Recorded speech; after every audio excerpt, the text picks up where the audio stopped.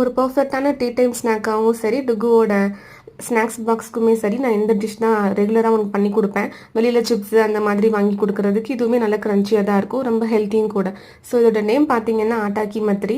ஆட்டாங்கிறது வந்து ஹிந்தியில் கோதுமையை மீன் பண்ணும். ஸோ அதனால தான் இதுக்கு ஆட்டா கீ மத்ரின்ட்டு பேர். ஒரே பவுலில் மெஷர்மெண்ட் பண்ணிங்கன்னா உங்களுக்கு ஈஸியாக இருக்கும், நல்லா கிறிஸ்பியாகவுமே வரும். ஸோ ஒரு பவுல் ஃபுல்லாக இருக்கிற மாதிரி கோதுமை மாவு, அதில் ஹாஃப் இருக்கிற மாதிரி அரிசி மாவு, அதுலேயும் கொஞ்சமாக கால்வாசி இருக்கிற மாதிரி கடலை மாவு.